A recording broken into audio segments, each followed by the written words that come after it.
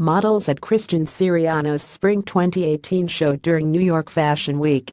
Firstview for several seasons now, fashion observers have gingerly expressed enthusiasm for the increasing diversity on the runways, often concerned that what seemed like a real change could be nothing more than a trend. But in New York, at least, the slow but steady transformation may have staying power.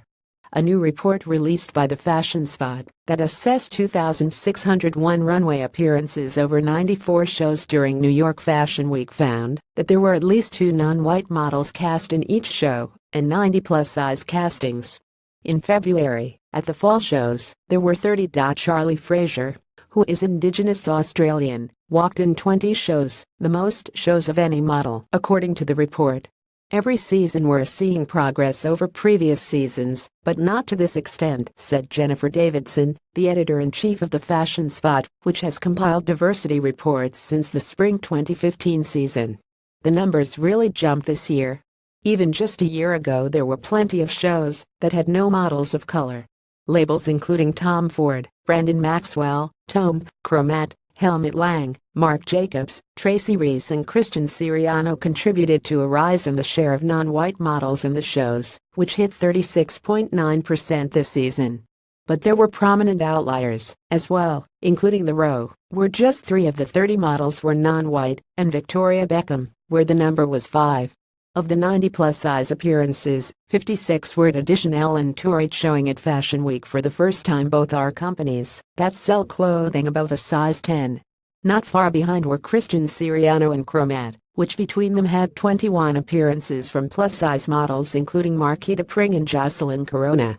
Teddy Quinlivan, who revealed last week that she has lived as a woman since she was 16, walked in 11 runway shows, boosting the number of appearances from transgender and non-binary models to 31, a new high.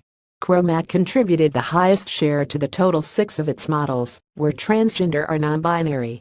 Last season, 6 models over the age of 50 walked in New York Fashion Week, and this time was just a slight improvement, with 10. Coco Mitchell, Susan Science-Silo, Sophia Lamar and others hit the runway for Ecos Lada, Helmut Lang and Chromat. Diversity is really a part of the conversation, not just in fashion, but also in television, movies and any kind of media, Ms. Davidson said. Designers can see that there's a real benefit to inclusion. And the inverse is true as well. No diversity on your runway, people aren't going to tolerate it, she said.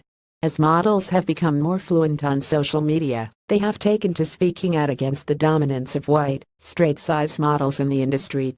The Model Alliance, for example, a labor rights organization run by Sarah Ziff, regularly takes a public stand on diversity in the workplace, while the Instagram account More Models of Color shares images of non-white models and calls out labels that lack diversity in castings.